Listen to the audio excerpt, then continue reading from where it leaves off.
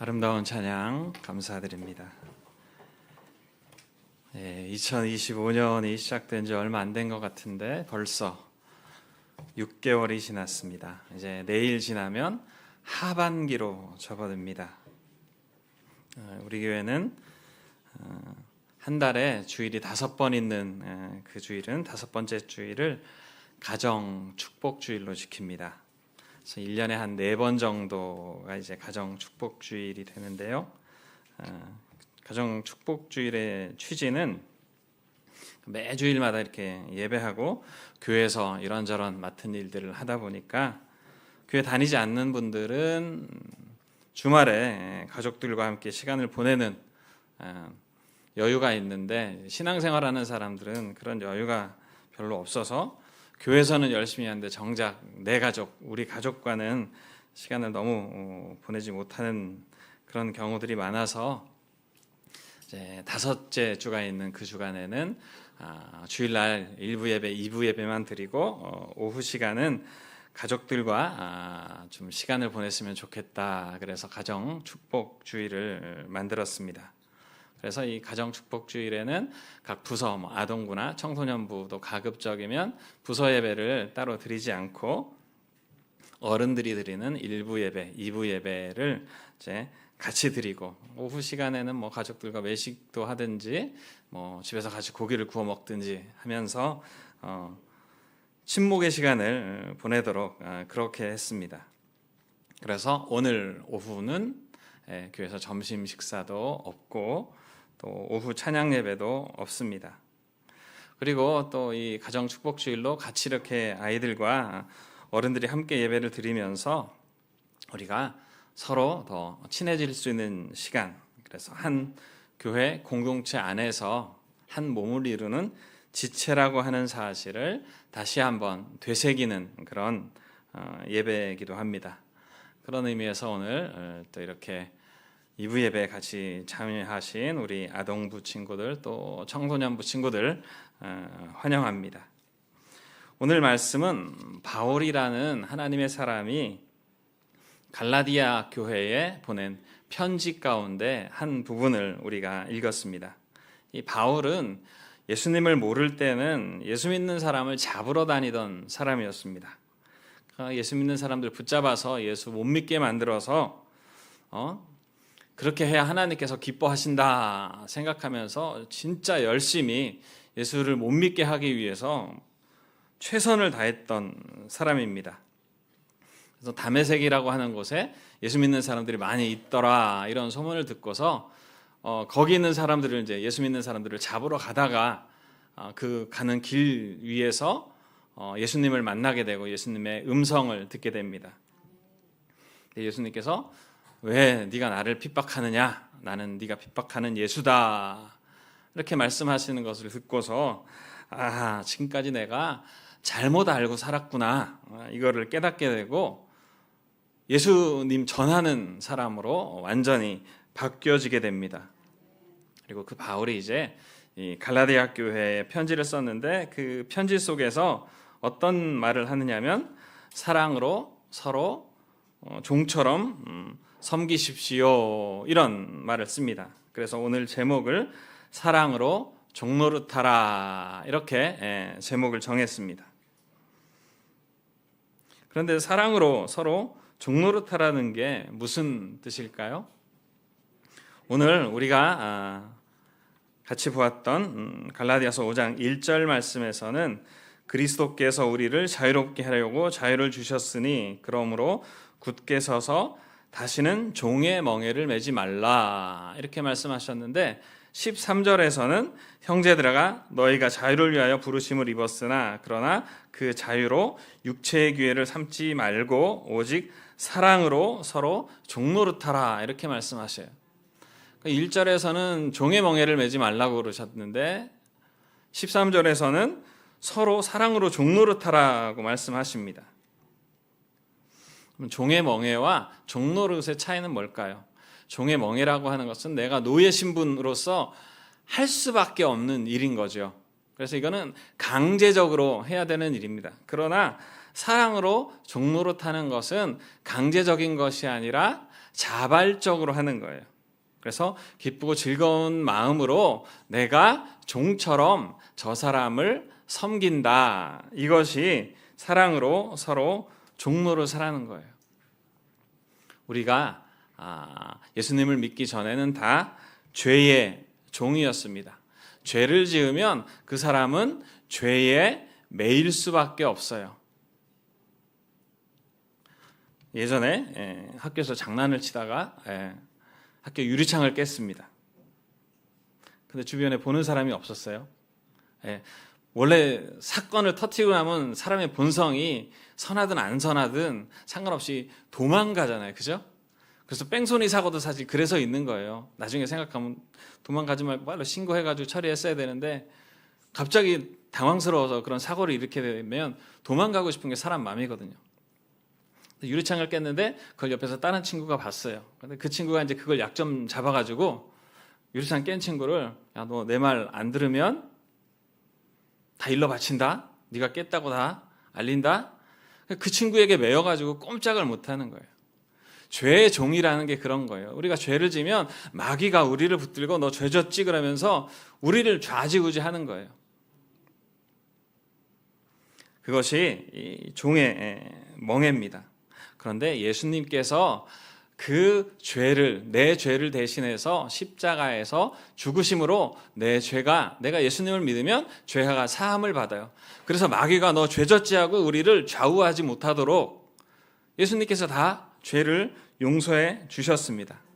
그래서 우리의 진정한 자유는 주님 안에 예수님을 믿을 때 진정한 자유를 누릴 수가 있습니다.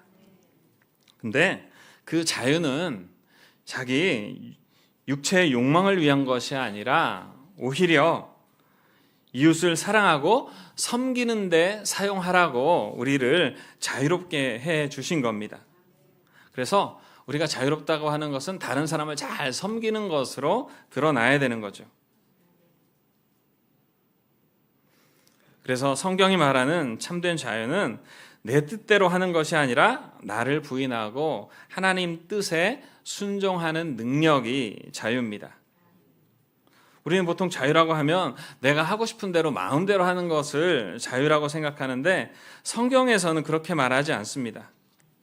그러니까 예수님께서 우리가 죄에 묶여 있는 것이 아니라 이제는 거기서 풀려나서 하나님을 기쁘시게 하고 다른 사람을 사랑할 수 있도록 자유롭게 해 주셨다는 거죠. 그래서 성경이 말하는 자유는 내 맘대로 살아도 된다 이런 뜻이 아니고, 그래서 바울이 자유를 육체의 기회로 삼지 말고 사랑으로 종노릇하라고 말하고 있는 거예요. 자유는 내 맘대로 쓰는 게 아니라 다른 사람을 도와주고 섬기라고 주신 겁니다. 그러니까 종노릇하라는 게 종이 되라는 것이 아니고요. 종이 주인을 마땅히 섬겨야 되지만 그러나 그 종의 신분이 아니라 종이 섬기는 것보다 더 기쁘고 즐거운 마음으로 자발적으로 섬기는 사람이 되라고 말씀하는 거예요. 그래서 여기서 종노릇하라고 하는 말은 누군가를 도와주는 사람이 되라 이런 뜻입니다. 성경에서는 예수님께서 우리를 위해서 종처럼 섬기셨다고 알려줍니다. 예수님이 선생님, 스승이셨는데 제자들의 발을 직접 씻겨주셨어요. 그리고 우리 죄를 대신해서 십자가에서 대신 죽으셨습니다. 원래 발을 씻기는 것은요, 이 예수님 살던 시대에 집안에서 종들 중에서도요, 노예 중에서도 가장 핫발이라 그래야 되나요? 가장 밑바닥에는 그 노예들도 좀 큰 소리 치는 노예가 있고 그런 노예가 있을 거 아니에요? 근데 제일 힘없는 노예가 하는 거예요. 왜? 난 발 씻겨주는 게 그렇게 좋은 일이 아니잖아요. 그런데 선생이신 예수님께서 제자들의 발을 씻겨주셨어요. 이거는 선생님이 할 일이 아니고요. 노예가, 비천한 노예가 해야 되는 일인데 선생님이 그 일을 하셨다는 거예요. 오늘 우리 휴가 나온 군인 아저씨도 있지만 군대 가면 다 계급이 있습니다. 계급이 있어서 계급이 높은 사람이 낮은 사람에게 명령할 수 있어요. 계급이 낮은 사람은 높은 사람에게 명령할 수 없죠. 세상 이치가 그런 건데 선생님이 제자의 발을 씻긴다는 것은 낮은 사람이 돼서 그 명령을 들었다는 것과 똑같은 거예요. 그러니까 노예가 해야 될 일을 예수님께서 하신 거죠. 예수님께서 몸소 제자들의 발을 씻겨주시면서 모범을 보이시면서 제자들에게 말씀하셔요. 내가 너희를 사랑한 것처럼 너희도 서로 사랑하고 섬겨라. 그러니까 종노릇을 하는데 사랑으로 하라는 거예요. 마지못해서 억지로 하는 것이 아니라 기쁘고 즐거운 마음으로 하라는 겁니다. 그러니까 노예는 자기가 해야 될 일을 하지 않으면 주인에게 매를 맞든지 심지어는 옛날에는 주인이 생사여탈권을 가지고 있어서 죽일 수도 있었습니다. 그러니까 억지로라도 해야 되는 거죠. 근데 할 수 없어서 하는 것은 사랑으로 하는 것이 아니죠. 사랑으로 하는 종노릇은 내가 종이든 종이 아니든 기쁘고 즐거운 마음으로 그 일을 하는 겁니다. 그러니까 사랑하는 마음이 거기에 담겨져 있는 거예요. 우리가 하는 일 중에 제일 지저분한 일이 뭐가 있을까요? 요즘에 공원이 생기면서 주변에 이제 개를 산책시키시는 분들이 많아요.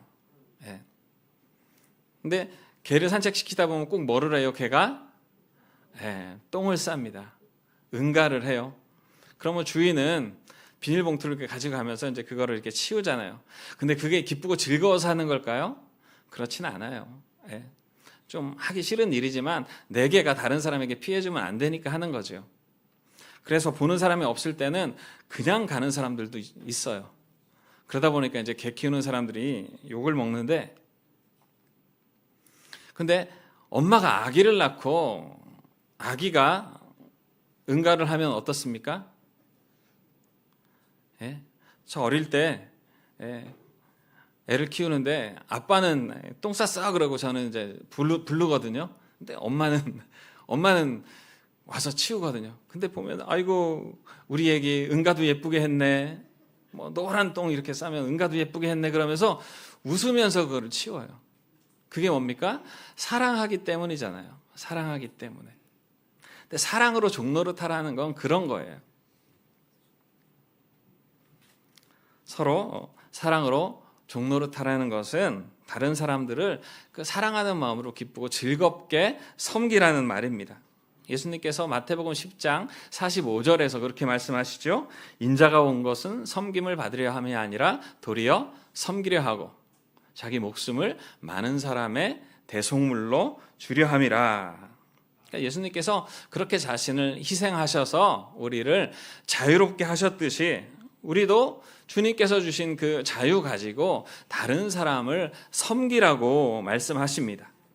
우리에게 자유를 주신 목적은 너 편하게 네 마음대로 살아라 이것이 아니라 그 마음 가지고 자유롭게 네가 뭐든지 할 수 있지만 그러나 다른 사람을 네 자발적으로 좀 섬겨라. 이것이 자유를 주신 목적입니다.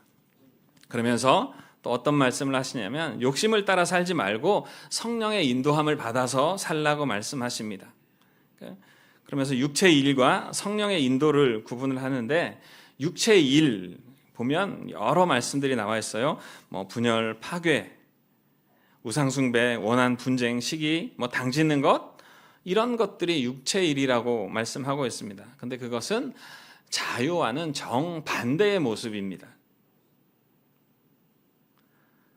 우리가 육체를 따라 살면 자꾸 죄에 얽매이게 되어 있어요.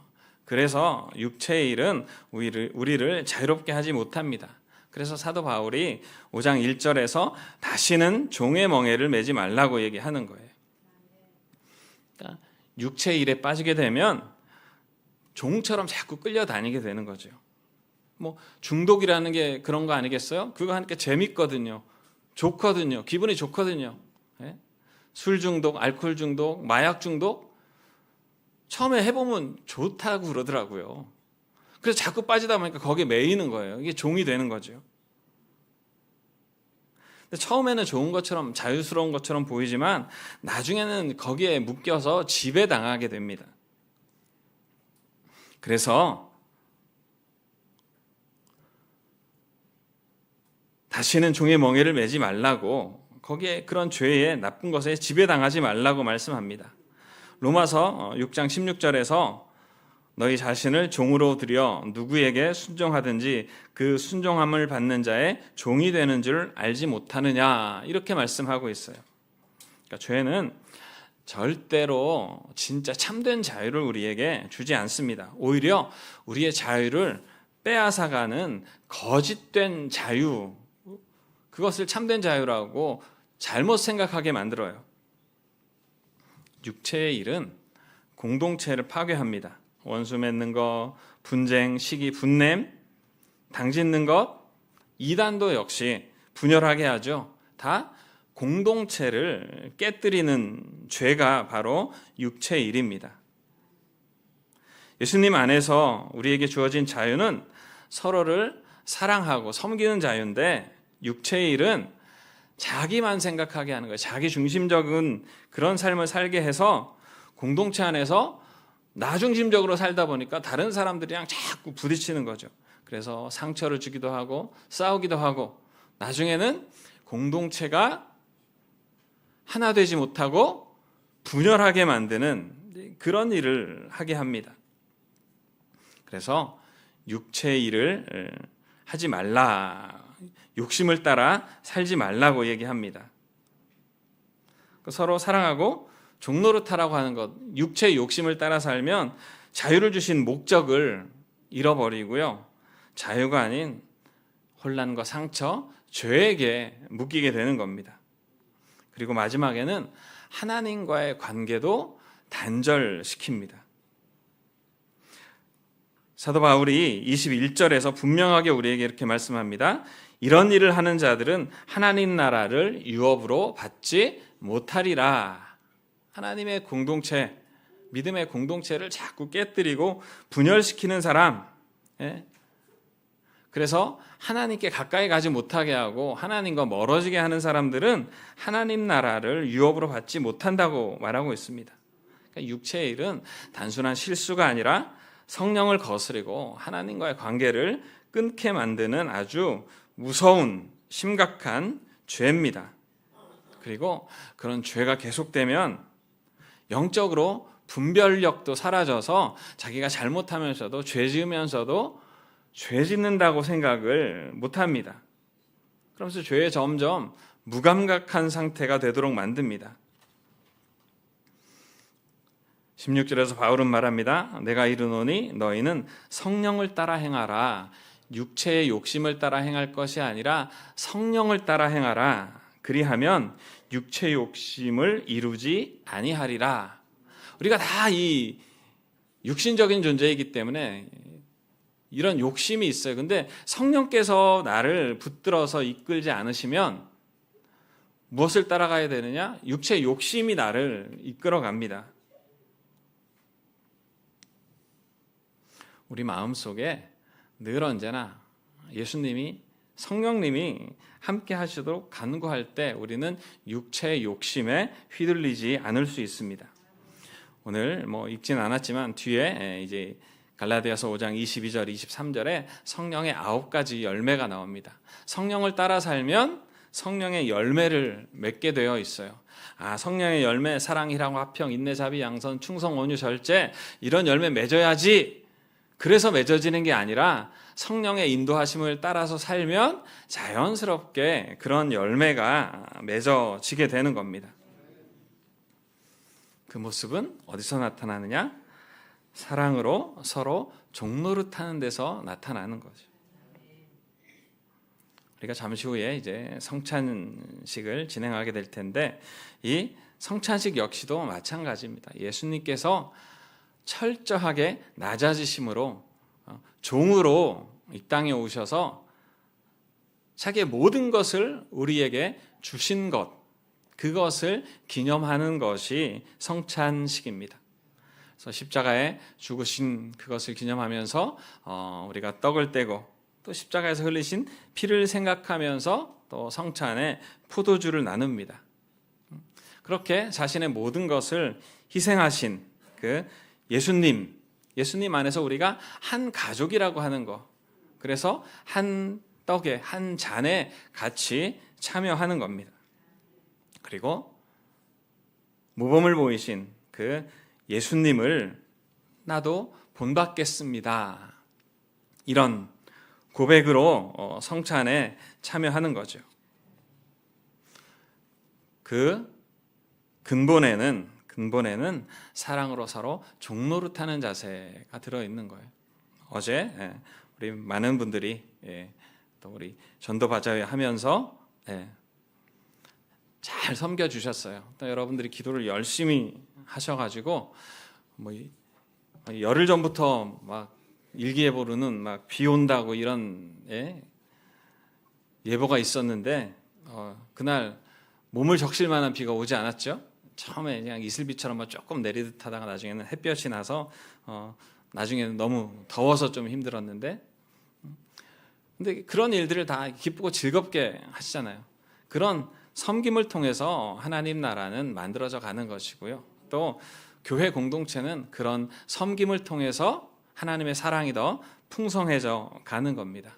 오늘 우리가 성찬식에 참여하면서 그런 예수님의 자기 자신을 종으로 내어주시고 또 모든 것 자기의 생명까지 주신 그 주님의 그 종의 섬김을 본받는 우리가 다 되었으면 좋겠습니다.